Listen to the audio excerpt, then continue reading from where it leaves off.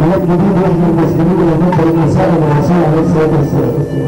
بالعالي رسم الفاري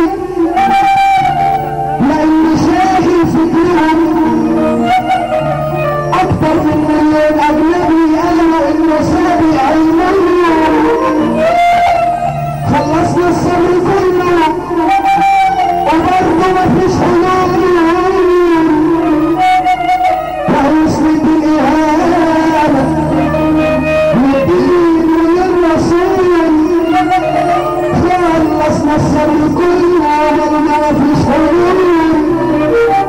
وهيسند الاهانه. على فكره يا جماعه اكتر حاجه تعب امريكا نفسيا والله العظيم بجد ان الرسول الكريم كل سنه بياخد اعظم شخصيه في العالم. والله العظيم اكثر حاجه تعب امريكا يا بنتي ان الرسول الكريم بتاعنا لما صلى عليه وسلم بياخد اعظم شخصيه كل سنه في العالم. وانا جبت موجود تاكل على الله. خلصنا الصبر كله وبرضه مفيش حلول. وهيسند الاهانه للدين وللرسول. رسول الله محمد إمام الأنبياء عاوزين يهزوا صرفه واستغفر الأنبياء. كل الأنبياء يعرفوا لما قبلوا بعضهم. نبينا صلى بيهم في القدس كلهم. نبينا كان إمامهم في القدس كلهم.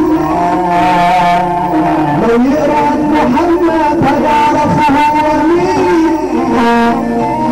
رسول الإنسانية الصادق الأمين.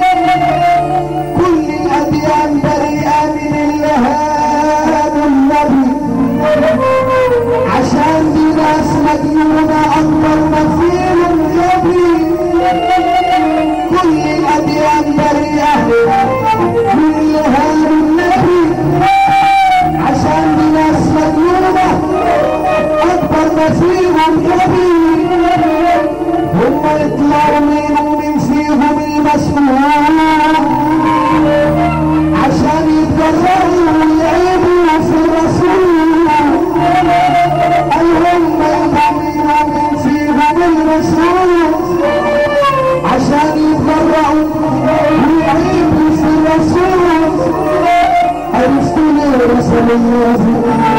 عرفتوا ليه عابوا في النبي؟ لما شاغل فكرهم